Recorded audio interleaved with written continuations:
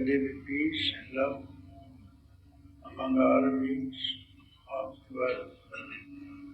Let there be peace, let there be peace.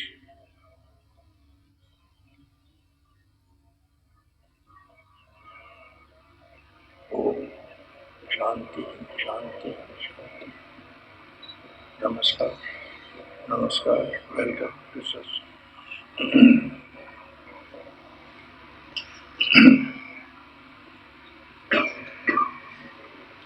Wake up, wake up. Oh pilgrim, sun is rising. And you have to get on the move. From this inn, you can't stay. Pack up and move. No one can stay here for long. No one can stay here. Everybody has to leave. It's better pack up and leave before you are pushed out like a gentleman. What is this? Leaving means knowing for certain that what you have been always identifying yourself, what is changing, like a pilgrim in the inn has to move. Like this, what is changing is not to be relied upon. If someone asks you, who are you? And the question is, I am Nicholson, I am Thompson, I am Wolf, and so on. No one knows the answer of this question. But simply ask, who are you? Straight away, you identify yourself. The question refers to your body. How have you become? What changes? Childhood came, gone, changed. You say, when I was a child, I was playing, I was going to school, no more. Now, youth came, no more childhood. Same person, same body. Young man. Responsibility, different responsibility, same body. Body is changing. Now, youth is also gone, and you have seen childhood gone, now youth also has gone, now comes old age. So, you have the experience of childhood, you have the experience of youth also. Now, old age does not give you experience. You cannot say, when I was old, no. It will take you away. What changes? The body changed. Childhood to youth, and youth to old age, and old to disease, and disease to death. That ended. But you remain the same. When I was a child, when I was a young man, when I was old man. The I remained the same, and I is the one and everybody. I will say I, you will say I, they will say I, everybody is saying I. I is one, the bodies are different. So this shows there is one absolute reality in all the beings which does not change. which is not a pilgrim, which has not to leave. So you have to identify not with that changes, not with what is born and dies. How you have identified with something which changes, and you are changeless. Here is the question. When I ask you, instead of identifying yourself with that which changes the body, to have straightway identify yourself I, with I. And all these years, generations after generations, you have been identifying this I with the body, with the mind, with the ego, with the senses, and with manifestations. And you have not been told to know who is this I. It is so simple, you see. What does not change is immortal truth, is eternal happiness, is bliss, is consciousness and existence, which has no change. So, how could it be possible that instead of identifying yourself with that which changes, suffers, and dies time and again? So, here we are together to find out how to get rid of this identification with that which changes and identify with that which is changeless and which has been changeless, which will remain changeless. What difficulty is there? Simply you have to reason out. Only just your reason is needed, you see. Just give a patient reasoning once a while, anytime, now, in this life or the next life. This depends on you. Because you are not going to be happy unless you solve this question. And this question has never confronted you.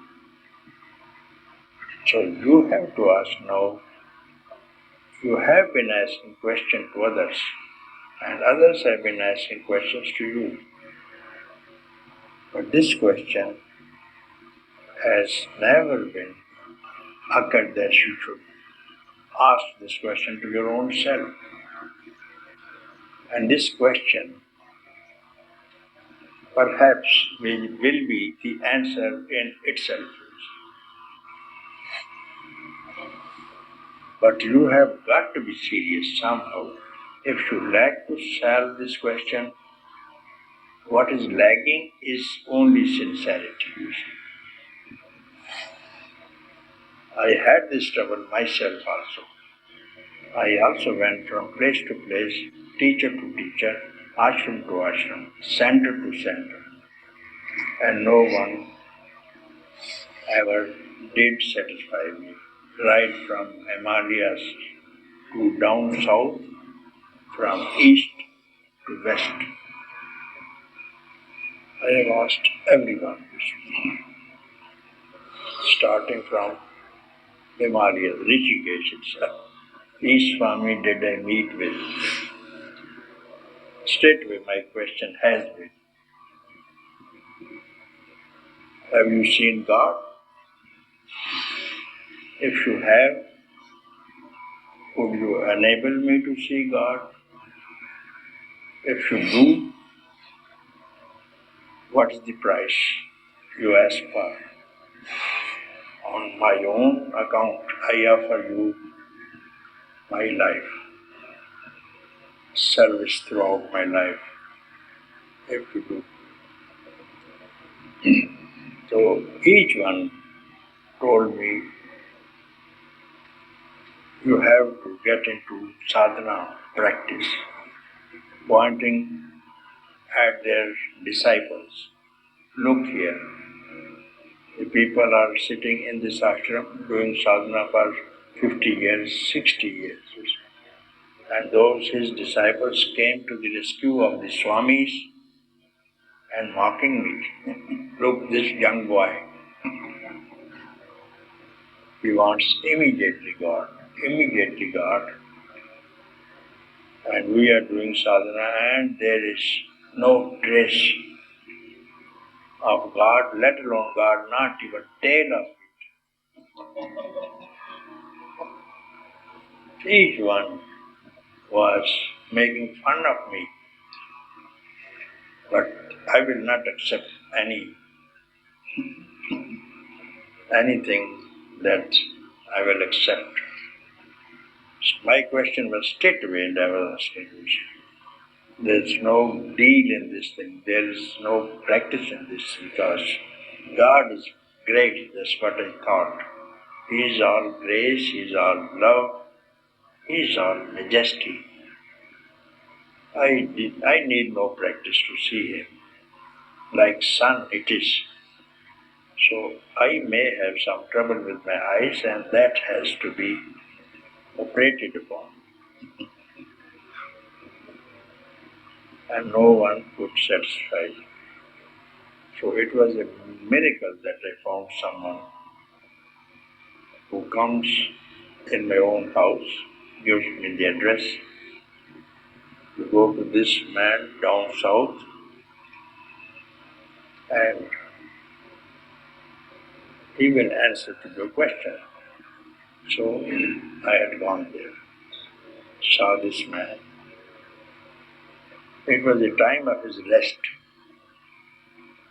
from 11:30 to 2:30, so no one was entering in the hall, and I had occasion to speak to him because he was alone. Never did I know that this is the time of the rest for the master. And it was open, the windows were open, only the doors were closed. Finding the chance, I immediately went into the hall. The caretaker of the hall, who was attending on the master, stopped me. No, you come at 2:30. I waited, then master was looking. He invited, let him come in. So I went straight away, prostrated before the master. And my question straight away unto him was, have you seen God? He did not speak. Can you show me God? He did not speak. If you have seen God, can you enable me to see God? He did not speak. If you show me God, what is the price? He did not speak. And if I am able to see God and you are able to show me God, I will pay any price, my own life, lifelong service. Yes. He is quiet.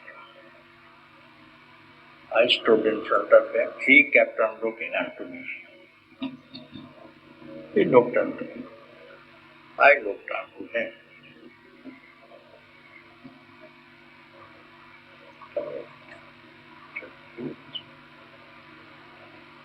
So anyway,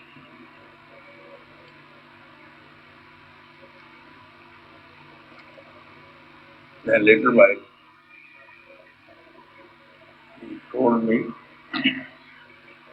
God is not an object to be seen.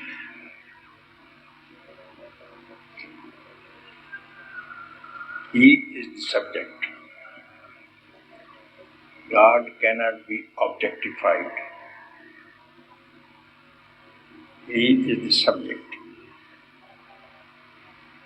He is not anything that can be seen. He is the seer.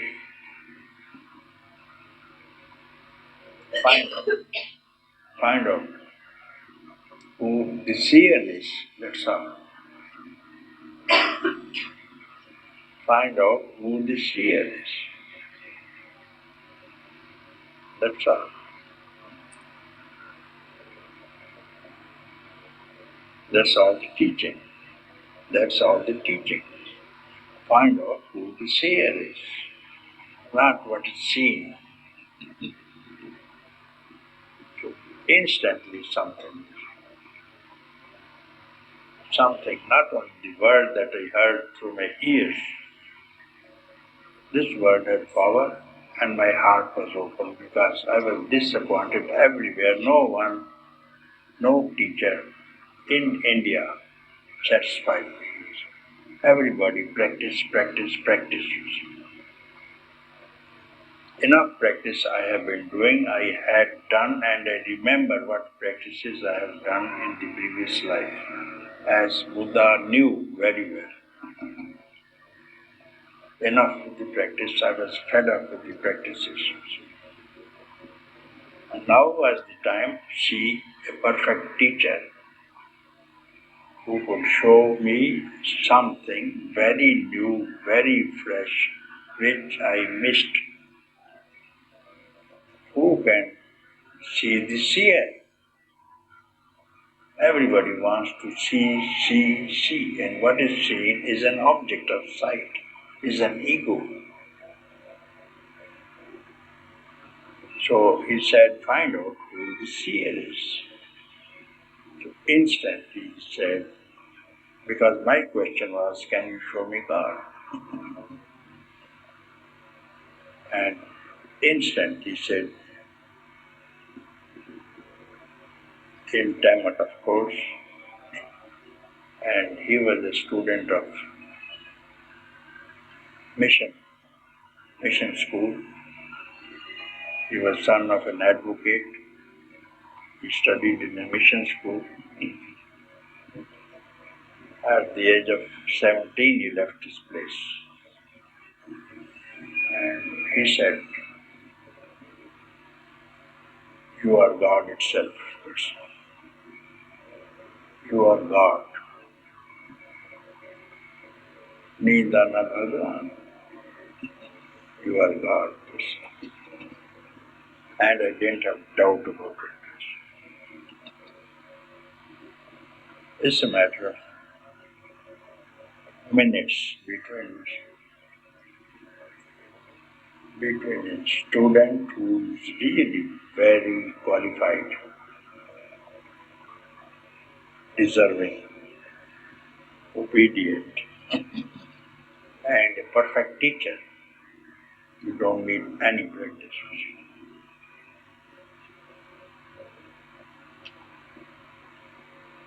How far yourself would be away from you? How far? It's common sense. I.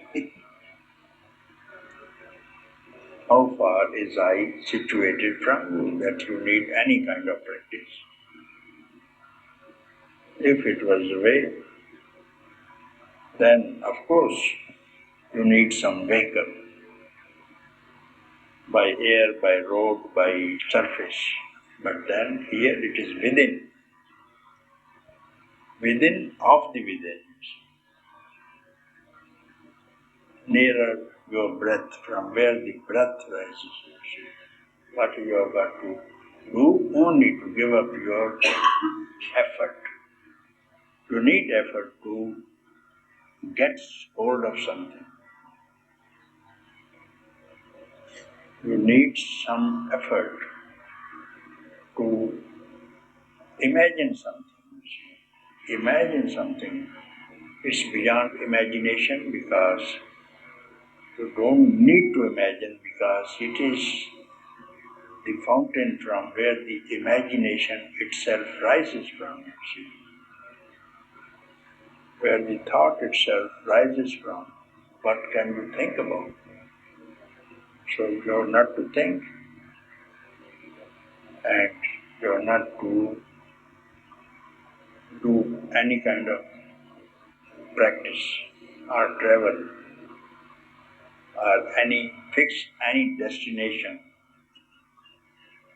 So if you remove all these imaginations and your intentions of different kind of intentions of practice and postponements, and wipe out everything that comes in your mind about freedom or enlightenment or what you are even searching for. Not even concept of search must rise in your mind, all free. So this freedom from you itself is that which I speak about. There is nobody else to give you anything. You see, this is your own affair. And you have to do it yourself. If even you postpone, there's no problem, I don't think. If even you postpone, say millions of years, if you postpone, and at the end of millions of years, you are going to get it. Even at postponement, you are going to get it, and you will see you have not postponed it, because when you have known, there has been no sleep at all. There have been no ignorance, no darkness. When there is a light, where is the darkness? Where there is knowledge, where is ignorance? When there is a rope, where is the snake?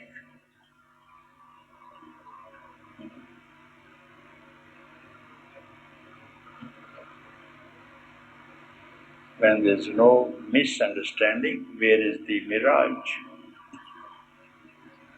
All creation of the mind. And you have created yourself because of imaginations. What is that imagination? Because I am not that. I am not absolute freedom. I am not absolute existence. And you are identifying yourself with something which is not abiding, which is not changeless, which is not eternal. This is the postponement, and those who have known it, they will do it now. Otherwise, like a grinding mill, day and night, it is grinding. The grinding mill is working, and all the beings are being crushed like grains. The mill is working. The stones are moving constantly, and beings are being crushed. Few here, there, one or two may be safe who are near the center pivot,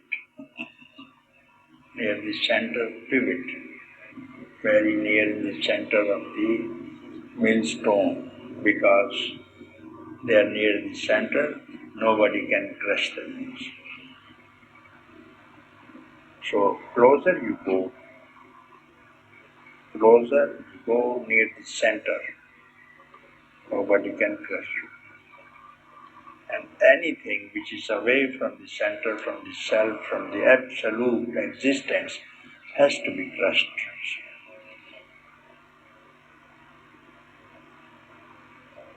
So, my dear friends,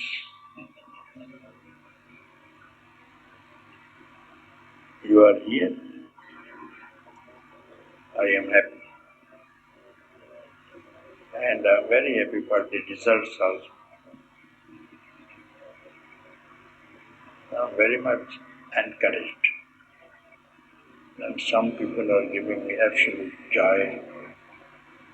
I am happy about it. But I am requesting every one of you who are here. It's enough. All these people who are here. It's quite enough for the whole world, you see, to give light to everybody, you see. After all, we need only matchstick to light, and there is light, you see. Only one matchstick can burn the whole forest of ignorance.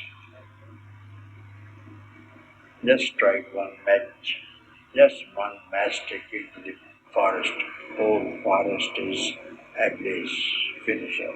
This is what the ignorance is.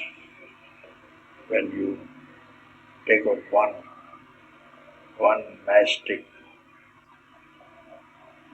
I am free, and ignorance is but instant.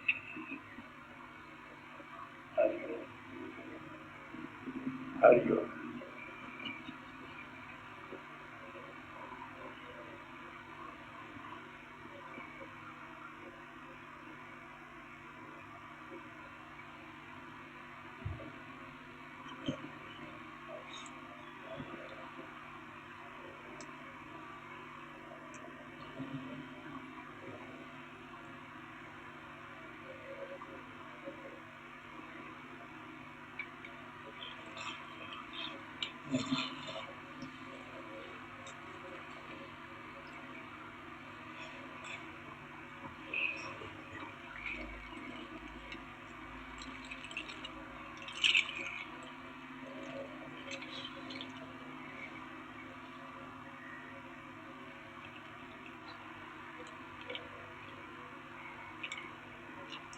Beloved Master of Endless Laughter, August 7th. Would you please speak on responsibility after being blessed by an experience of revelation of freedom? Thank you for shaking me up. Okay. Shaking me up yesterday. Amazement is still here. Anything I try holding on to fades away. So I might as well relax with whatever arises and disappears and enjoy this crazy, eternal car.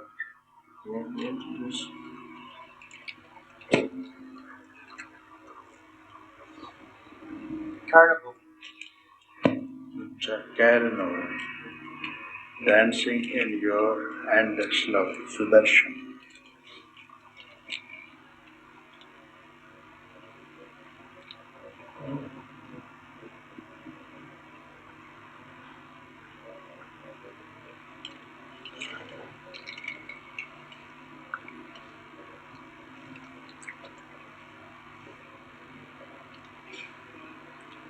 First of all, it's not a good question. You speak of responsibility after being. I remember quite in 1954, a man came to me. He belonged to England.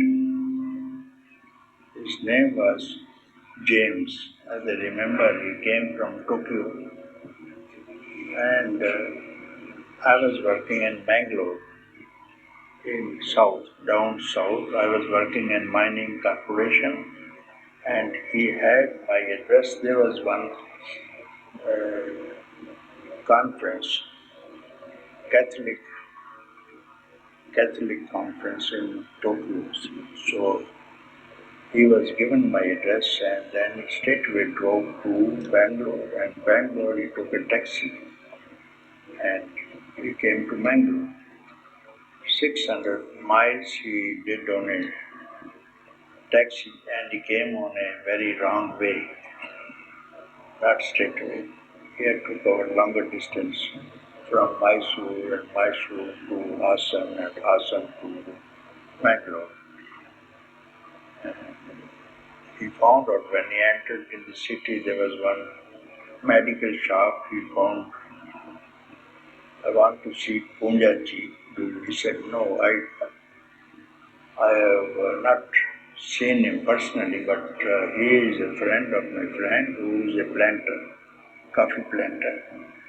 So, to please wait, I will ring up and find out if he's downtown. He doesn't live here. He lives somewhere else on the mining areas, but he comes by shipments here to Mangalore. And he phoned and then he sent his son to this friend's house where I was staying at that time. And not many people were there because I came just for 2 days. And I used to stay with this man, quite interested in Vedanta philosophy. And he straightway came and he was very dusty. Taxi was parked outside.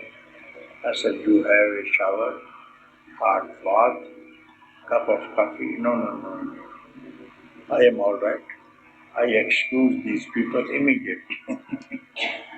If these people excuse me, I have an answer. And it was this question.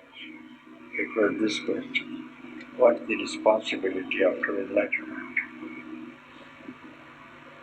This was the question, and he said, for the last 18 years, I have been going from teacher to teacher, from China and Thailand, Zen teachers in Japan and in India and Iran and Sufi saints also in Europe. I'm not getting any reply, any good reply to this question, so I've come to you. So these friends excuse me. I ask a question. Yes, please. Everybody agreed. Yes, you are welcome. And he only stood, he didn't accept a cup of coffee. Also said to us this very question: what is the responsibility after enlightenment? I said, I gave one example of Second World War when there was shortage of officers and the junior commissioned officers were promoted to senior commission. And they had very different behavior. You see, these junior commissioned officers have a different Indian rank, Indian officers you can call them, and in those days the commission of the seniors say, so instantly there was loss of all the officers. They needed officers and very short training was given to them, and instantly they were commissioned from junior commission to king's commission. And I observed instantly these people, when they put on the different peep of the shoulder, and next morning I saw absolutely change in them, change in the walk, change in the talk, and even the Indian beedis that they were smoking, I saw Abdullah 555 in their hand, or Craven A in their hand, 555 in their hand. What a change! Nobody taught them responsibility. Then I said, you see, you are no more after this thing, you have to abide by something else. After enlightenment, There is no ego now who has been responsible. There is no doership at all. There is no doership.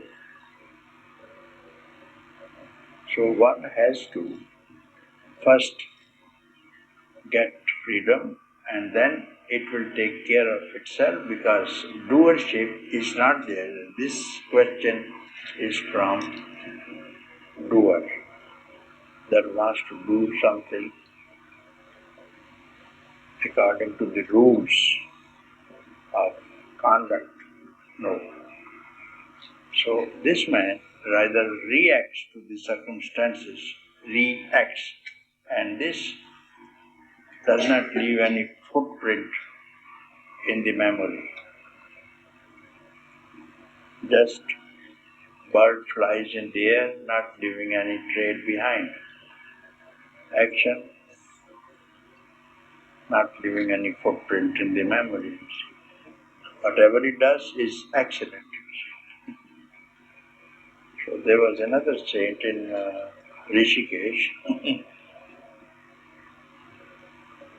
So some of my friends asked, he was of course a man of great study, old man also. In 90 years, he was very well respected and revered by those people, and he used to go to Rishikesh during Chaturmas, means 4 months of the rainy season.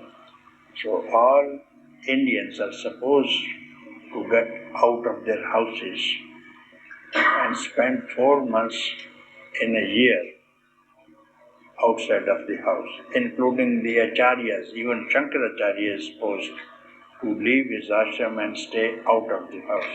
This is an idea to get out of the attachments of whosoever he may be. 4 months you have to stay at the bank of Ganga. Some go to Allahabad and spend 4 months in the Triveni Sangam, confluence of Ganga, Yamuna and Saraswati, and some go in Rishikesh, and some in other places. This whole rainy season, monsoon season. So many saints come to Rishikesh. So each ashram calls for a very learned man. Some are interested in Ramayana, some in Mahabharata, and some in Vedanta, and some in Gita. So different ashrams ask for. So this man is invited by Gita Bhavan in Rishikesh. So he draws about 5,000 people in his attendance every evening. So some of my friends says, so this man is very clever. He is giving very good answer to each question. And if someone is not following, he abuses them. He had a very harsh tongue. This man had a harsh tongue. So when you ask him some question, I said, no, even they compelled me. Some people from Lucknow who were staying with me, and some were from foreign countries also. It was 69. And I asked him a question. Same question I asked. And this man gave me very clever answer, very satisfactory answer, and I was satisfied. I was very satisfied with this answer. What was that answer? Answer was so simple. Not the one I gave to this man. It was so simple. He simply said, I have no experience. I have no experience, that's all. What is the responsibility of a person after enlightenment? He says, I have no experience. So a man a man who's speaking to 5,000 people and well respected. He could be so truthful. He could quote from the Upanishads or the Sutras, but yet not an experience. Experience is something else. So whatever you do after, it is after freedom questions. After freedom questions. So it's not the problem. Since this question is post-enlightenment question cannot be asked in pre-enlightenment. So first try to be enlightened and then ask this question. If you can ask this question.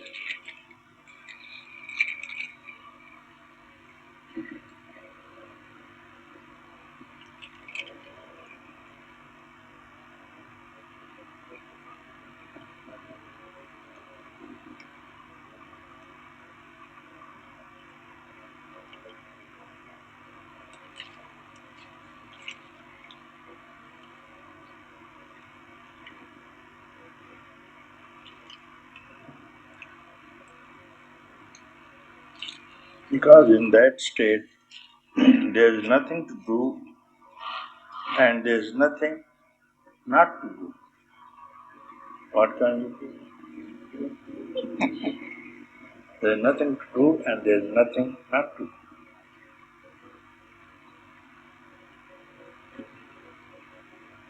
You are only to react according to circumstances.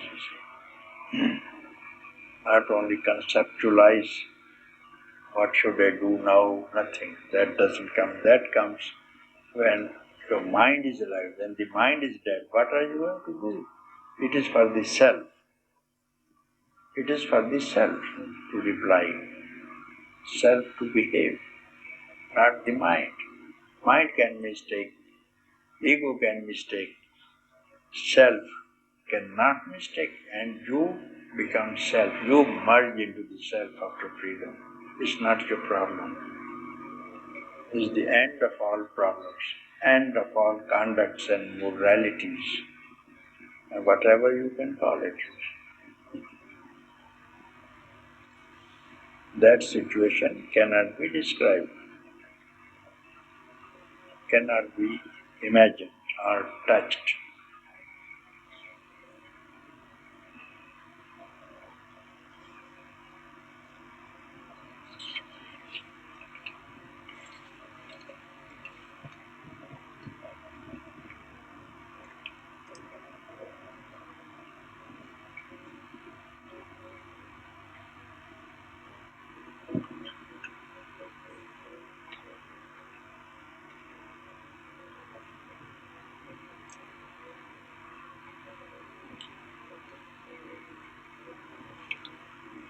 Dear Master, since your amazing blessing yesterday, I am gently, intensely caring for this peaceful, sunny space.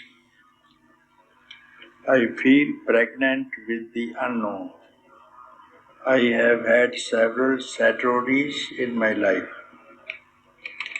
One time it lasted a week,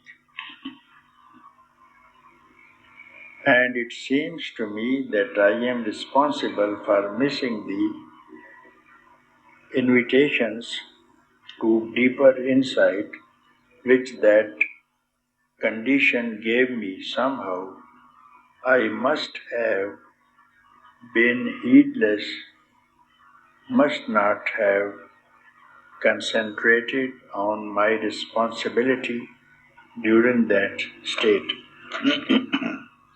This moment, the question seems very relevant. Please guide me,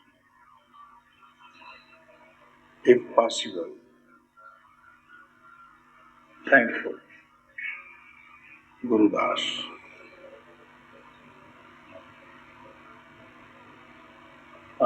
Guru Das ji, please come here. It's a very interesting subject now. Once again today.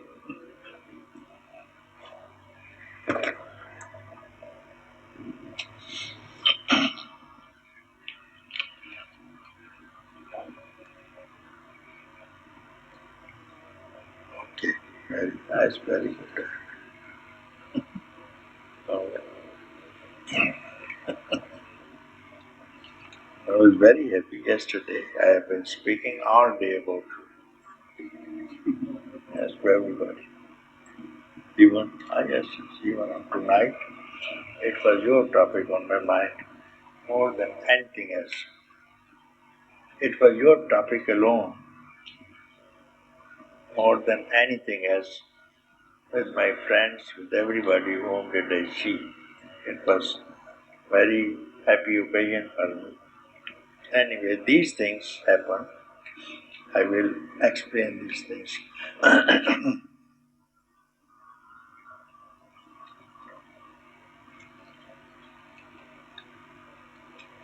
So now you start with, I have had several satoris in my life.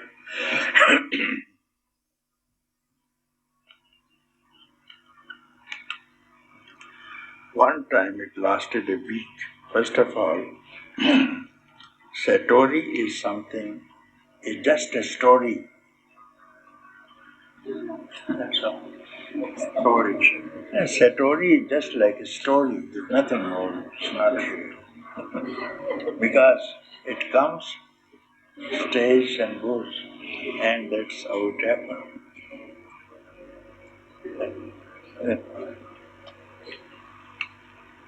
And what begins and ends, first of all, that's not reality. It begins, stays and ends, just like a wave.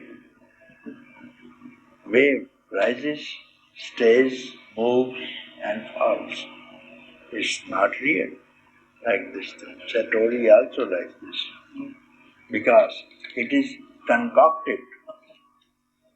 Before that, you know that you want a satori, and for that you need a Zen stick also, is it? Is it? To put you in satori. Intention is earlier than this thing. To get into this, intention is there. See, intention must be there because you must have done some practice to enter into satori, and you must have heard about it before this. Well, the first time it happened was I was 11 years old and riding on a horse, and I had no idea of anything. Okay. And it just, all of a sudden, perfection. Excellent. Accident, complete accident. Excellent. It is excellent. But when you gave name to it, yes. Who told you? You were on the horse and you got something. You at that time, you didn't call it a satori. No, didn't call it anything. Yes. So when you gave it a name, then it disappeared, no? Okay. So still you remember you were on the horse and you got something you can't describe. So that you still remember. That had no beginning and no end, that was on the base. Because you practiced something and you had some experience and then you wanted to identify with the previous, therefore it cannot stay.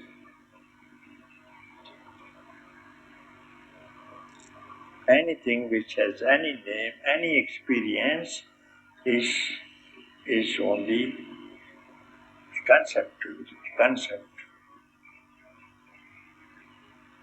So, and it seems to me that I am responsible for missing the invitation. So it is good that you have missed it. It is good that you have missed it. Before riding a horse, you got something. Again you got a satori, isn't it? At what age did you get this satori? That was the week was about 10 years ago. Okay. After 10 years, you got this story. And I had been sitting Vipassana 7 days or so. Yeah, that's what I said. You have to sit for satori in Vipassana. Achha, then you said it missed. So when it missed, and you found that you have missed something, isn't it? When it was missed, when you lost it, because you got it, no? After 10 years you got something, after Vipassana practice you got something, isn't it? And you lost it because you got it. Now what happens? So, when you got it and you lost it, then where did you return? Then you return again on the back of the horse, isn't it? You just see. And that cannot be lost. That came to you by itself.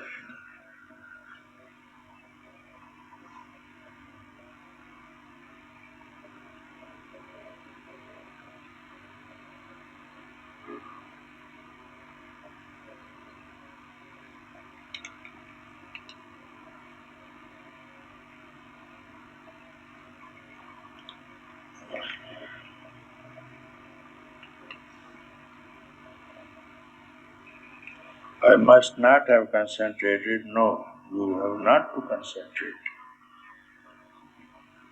You have not to concentrate.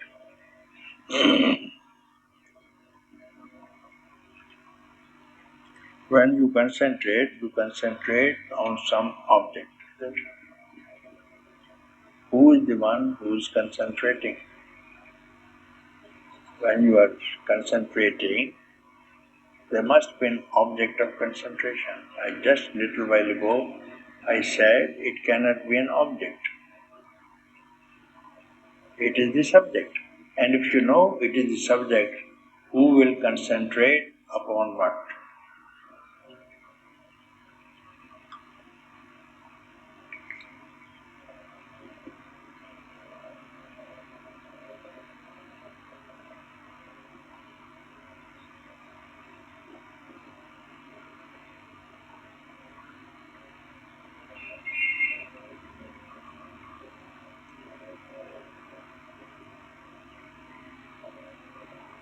In this moment, the question seems very relevant.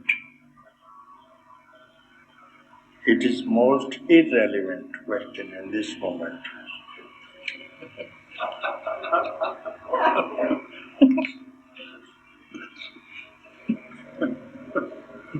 That's yeah. Do not give a landing ground to any concept. Do not give a landing ground to any concept. That's all you have got to do.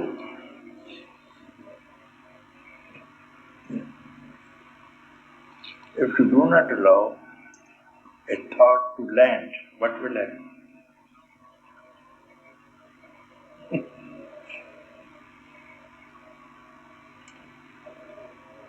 That will not rise.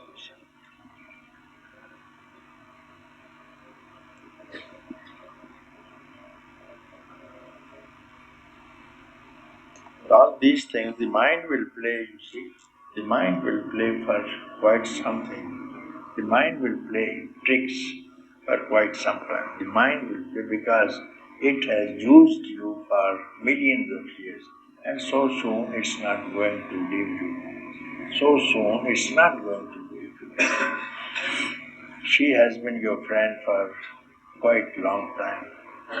So you mean to say you will be out of her grip so soon? That's not possible. She is very clever. So you have to be very careful, very careful for a few days at least. It is said all the life you have got to be very careful, even in the end of the last breath also it can attack. And many have lost. We see Vishwamitra has lost penance, lost it.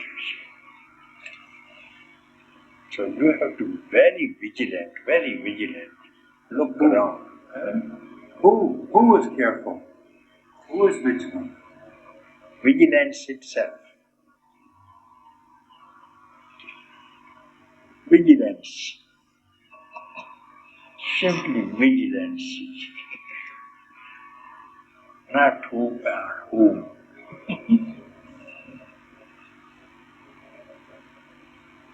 Will you stay like this thing? This is vigilance. This is vigilance.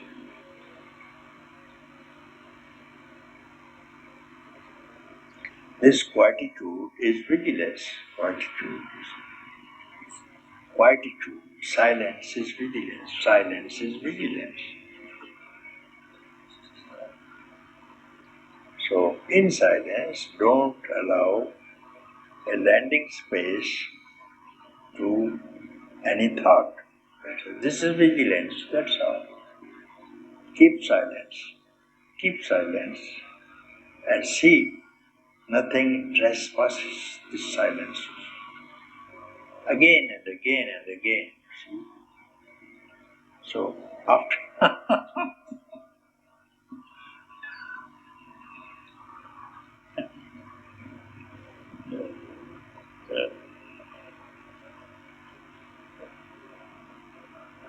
what else will you do after that? Only this thing.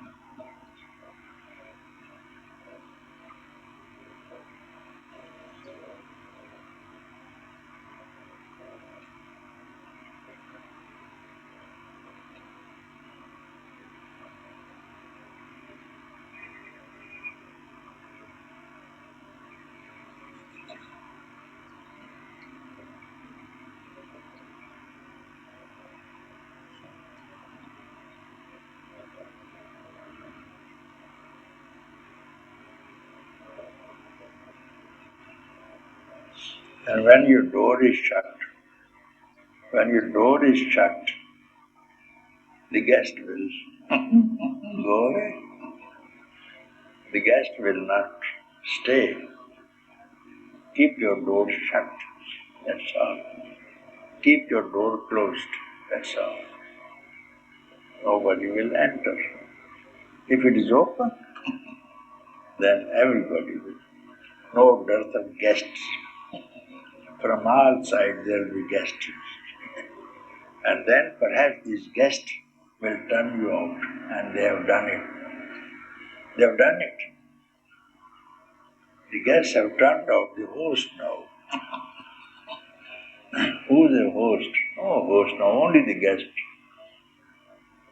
All the guests, see inside, you see. So look around in your house, the previous house, see? You look from outside, the guests will not allow you to enter now. You see, all that you speak about now are the guests. You have been turned out, that's all. Because you were soft. You were soft, you forgot that you were a host. And the guests have taken charge of the house, turned you out, that's all. You were the owner, that's all. And you were enslaved. All these things were your slaves. Mind was your slave, ego was your slave, senses were your slaves, body was your slave, you see. And now you have been enslaved and forgot everything and in trouble now. The servant became the master, and master is now bringing you tea. Yes, finished.